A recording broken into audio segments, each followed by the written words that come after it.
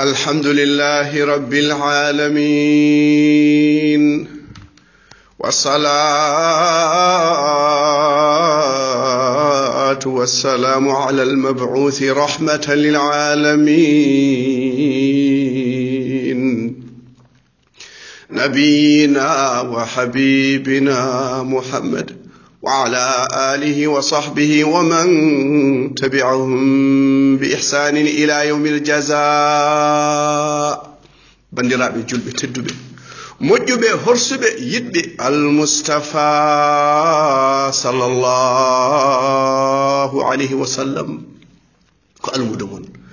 Usman Jammalik ba wana ka wana jallo wana kan Allah ba pullo arte qissa mon qissa Abi Bakr Siddiq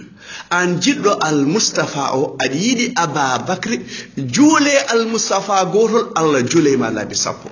Abu Bakri wadani mo danje daraja mo danyo sona doftade mo Allah e doftade mo nelado sallallahu alaihi wasallam so nelado yuma ya Aba Bakri wad gedal nangam al hali nangam o wiara c'est-à-dire parce que à mon avis je vais vérifier na kholat na khalata dedet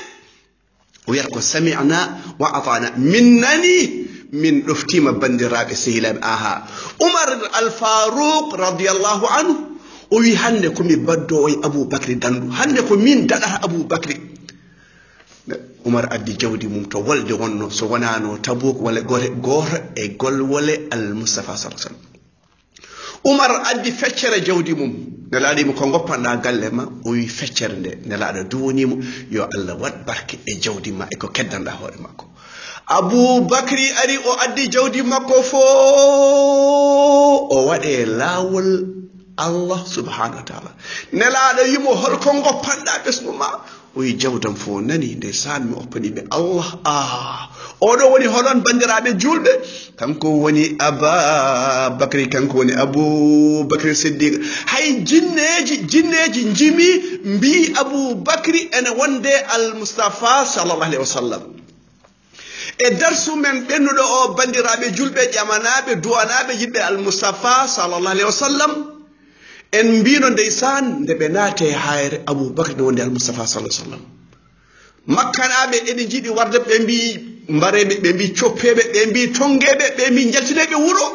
ha leral ngal nyifa Allah wi salima leral mum koko timmata nurun ala nur yahdi Allah li nurihi man yasha dum non sa fini jamma bi Allahumma rabb jibril wa mikal fatir as-samawati wal alim al-ghayb wa shahad anta tahkumu bayna ibadak fi ma kana fi yaqdirun Allahumma ahdina lima ikhtalafa fihi min al-haqq bi idni aynam nyaago Allah yo subana pewal e ko lurda ko mbale ada wona sirat mustaqim sirat Abu Bakr ko nelado cukkoda Abu Bakr fitika rebi nelado sallallahu alaihi wasallam makkanaɓe jiime maɓɓe ndeysan ene jiɗi wardeɓe ene jiɗi nifde lerangal woni hefere makka ɓe ngari haɓe jiime makka ɓe jiime maɓɓe Aboubacry ya rasulullah so goto e maɓɓe ƴeewi e less koyɗe mum ma yi en nelaɗo sallallahu alih w sallam jol makko mo molen gan o wi ya Aboubacry ko cikkuɗa ɗiɗo Allah woni taron mabbe goldo kongol windira ko daha kange e kodi kalis en ummi do asaman nyande fo hay sukabe rewbe worbe en janga dum thani ithnain idhuma fil ghari idh yaqul li sahibi la tahzan inna Allah ma'ana firti an hoto suno an jiddo al Mustafa adidi Abubakar adidi Uthman adidi Ali adidi Hamza bedo subabe Muhammadur Rasulullah walladhina ma'ahu ashiddaw 'ala al-kuffar ruhama'u bainahum tarahum ruk'an sujadan yabtaghuna fadlan min Allah wa ridwana gila do asamat be cifa e ben tawra e ben injil yitbe do ndewa tariqa mabbe bo buge mucc ndeysan a topal ñi nga xamni yalla mo len tan mu wax seeni mbir ci tawra ak injil bo topul ñi sanku nga alku nga yaquli nga yawmul qiyamah bandiraɓe sehiraɓe ɗum woni suɓaɓe ɓe enam ceerno Ousmane holko jinne o wi en mbi jinne o yimi ndeysan o wi rafiqayni halla khaymata ummi ma'badi huma nazala bil birri thumma tarawwaha fa aflaha man amsa rafiqa muhammadi man amsa rafiqu muhammadi amsa rafiqu muhammadi la ilaha illa Allah muhammadu rasulullah ndeysan jinneji bi malama on ɗon jaajuɗo en Mustafa sallallahu alaihi wasallam ay ndeysan Aboubacry e daraja makko o kanko de so nanani koyngal aljanna o holotako ha ngalto naar o wayano bakkar makko omo way o ya rasulullah janginam duwaw mbede duwo dum e njuulam bandirabe sehilab nelaado yum yo janginam duwaw yowi Allah yo yaafo ene jogi yaafoy mbiiden hay jinneji jimi golle bal Abubakar Siddiq ne jinneji ngari tawi al Mustafa ene janga Qur'an ten Usman holko be kaali haaldo seesa kala e demngal yimbe pamarangal bandirabe sehilab demngal seesa e tere e dere ko haala Qur'an ne jinneji ngari tawi al Mustafa ene janga Qur'an holko be kaali Cheikh Usman وإذ صرفنا إليك نفرا من الجن يستمعون القرآن فلما حضروه قالوا أنصتوا فلما قضي ولوا إلى قومهم منذرين قالوا يا قومنا إنا سمعنا كتابا أنزل من بعد موسى مصدقا لما بين يديه يهدي إلى الحق وإلى طريق مستقيم يا قومنا أجيبوا داعي الله وآمنوا به يغفر لكم من ذنوبكم ويجركم من عذاب أليم ومن لا يجب داعي الله فليس بمعجز في الأرض وليس له من دونه أولياء أولئك في ضلال مبين لا إله إلا الله محمد رسول الله نجنة جنغري تاوي المصطفى نجان القرآن بمبي بندرابي كده كتولي من نني دفتر jippina ma caggal Musa bandirabe sehilaabe ndedo deftere non na war neddo koy peewal wala neddo koy peewal son jaabaki no do o son jaabaki al Mustafa فليحذر الذين يخالفون عن أمره أن تصيبهم فتنة أو يصيبهم عذاب أليم سون يتاني طريقة المصطفى أجتي طريقة سامبا طريقة ما دمبا إما كومبا إما باتي بين بانو ماكو جيمول سبو طريقة غوتو فانتي الجنة وني طريقة المصطفى تشوبانو بيهدا تفتفن دا نياكو نdokkeda bandirabe sehilab aha jinne yi biñu ñëwé di déglu alquran ñu fekk ñol makka di tari alquran ñu ni mbokk yi déglu leen téere bi nga xamni wàcc na gannaaw Musa kii woote ci téere bi ci tariq mustaqim lay woote déglu leen ko d'accord leen xam ngeen kat yàlla bu leen bëggee mbugal kenn mënul tere yàlla def lu mu bëgg a def loolu moo tekki ku toppul tariqa al Mustafa nga jël sa tariqa bi mu bunti nekk tariqa ma Samba tariqa ma Demba ma Paate ñooyu tariqa yëpp seytaan moo leen jiitu ku topp seytaan yàlla defal yaa ayyuha alladina amanu la tattabi xutuwaati shaytaan ay paaw seytaan ay tànku seytaan boo leen toppee safara nga jëm wala hawla wala quwwata illa billah toppal al Mustafa boo bëggee mucc mbandiraɓe sehilaaɓe e naam jinneeji mbi hol ceerno Ousmane ko jinneeji mbi haaldu seesa ceerno Ousmane قل أوحي إلي أنه استمع نفر من الجن فقالوا إنا سمعنا قرآنا عجبا يهدي إلى الرشد فآمنا به ولن نشرك بربنا أحدا جافورا بندرا بسيلان جن نني قرآن ده بمبي كامبه بمبتا شرك بمبتا تلك بمبتا بيبي يو ndeysan odo balo no dir samharus haware dille o hangama ko inde Allah o jogino omna do hanga inde Allah beeda hangide neddo bandirabe sehilaabe muslim degge ñuni nit jangana alquran ba dof wala jangana alquran ba kannasu det ay turu jinne lañuy wo samharu tej ci neeg bi ndeysan dila wutal xaliss dila wutal daraja dila wutal kendula folli yow bo mu ne fol nit lutax do fol sa bop mais ki di wirda nit pour mu am xaliss nga am jabar mu nek directeur lutax mom du tak téré mu nek directeur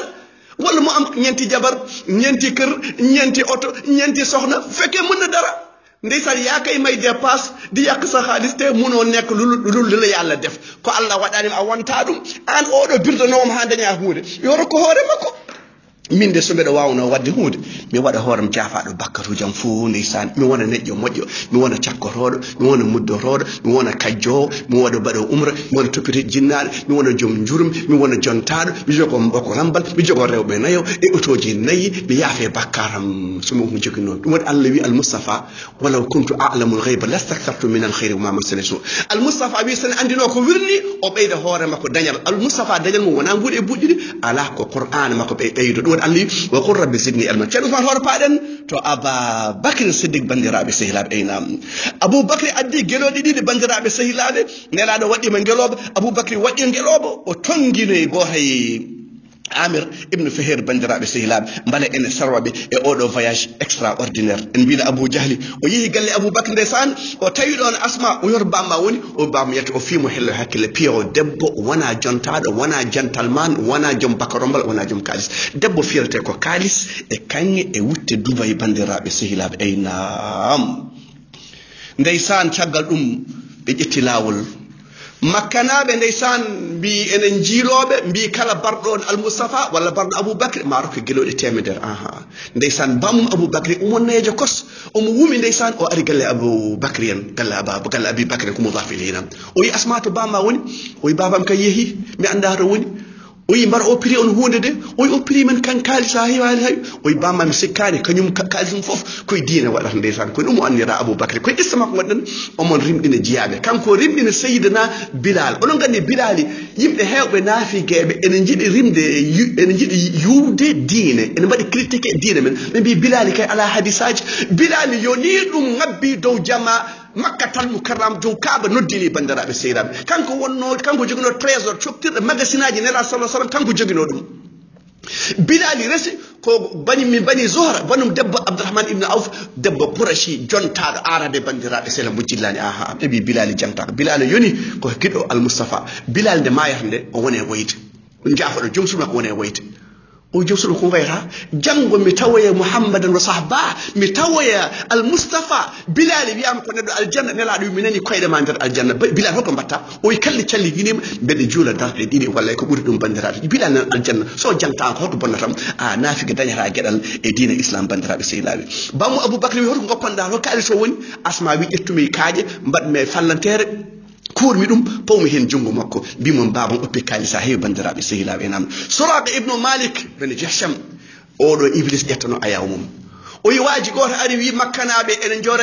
jooɗe club mumen o yi mi yi yimɓe tato ene jaaha mbeɗa sikkiran ko Mouhammed e sehilaɓe mum o yi goɓmi waaji o ɓiƴi mom mbimomi deƴƴu mbimi ala ɗum ɗo ko kaari en ene majjirana ngeloba ene jiilo gueloɗu mumen o wi dog mi jaltumi naatmi gallam jappumi puccam mi meeɗa liɓede puccu meeɗa libdemi bandiraɓe seeɗa puccu meeɗa tuddemi o wi mbaɗɗimi puccu ngu mbaɗmi courage ƴettumi silamam ƴettumi jappeje ƴettumi kala gaawe e sile meɗen gabbimi Al Mustafa mbale mbeɗa addamo mi daña gueɗo temedere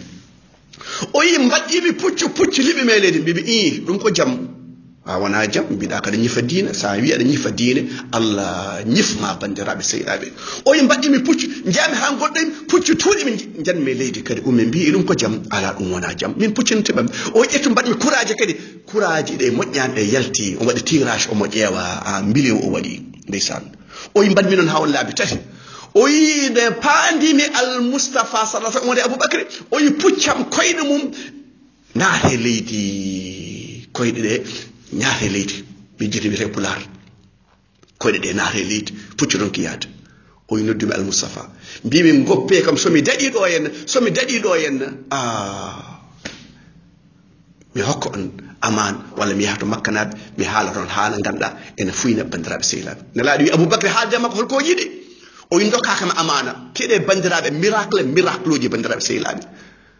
dulendu o yi ko defo nde puccu ngu naate leydi dulendu wutti nden dulendu wutti tornade mbimi ɗum ɗo wona jaam hankadi mi hokkuɓe jaam bandiraɓe sehilaɓe sa wi aɗa yiifa leeral Allah ngal wa yaba Allah illa ytimnuro ko dulendu bonnata gueɗe ma nam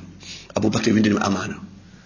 o wi nelaɗo sallah sallam oɗo amana mo dokkuɗa ko mane o wi so Allah jaɓi jawe lamɗo Perse ma waɗ ɗum e juuɗe ma on meeɗi nande ɗum nelaɗo ene yalti Makka gueloɗe ɗiɗɗi ko gueloɗe Abou Bakri makkaraɓe jiiɗi wardemo o suuɗima balɗe tati omo fayi Madina o foɗi Suraka ibnu Malik jawe lamɗo Perse ɗum waɗi joni tan min ɗo jooɗimi ɗo Ousmane Diam Malik mi wima sisnan White House mi rokkima ɗum ɗo ko kawis caggal Abou Bakri maayi Oumar maayi ha Perse heɓta Suraka ne jawdi nde kanŋe e kaalis Kisra adda wiya hoto Suraka woni arsata ɓoyno jawe Al Mustafa rokkunuma ñande o yalti ndeysaan omo fera koye fergo gonɗon ma en kaaltaje bon men kal lacciri korka men kal lacciri haran men kal holkoni haran wana lembel ene yeleyo wana lacciri ene defe ko koora jaafeɗa bakar ma hiran wattinini de bandiraɓe siral koye qissa aboubacry gonɗen sa yiɗi dadde sa yiɗi nadde alijanna welinanor yanoɓe afan nangue sunnatal moustapha e sunnata abi bakr siddiq e oumar e refduɓe heɓɓe mantaɓe dow asaman aqulu qawli hadha wa astaghfiru li wa lakum fastaghfiru innahu ghafurur rahim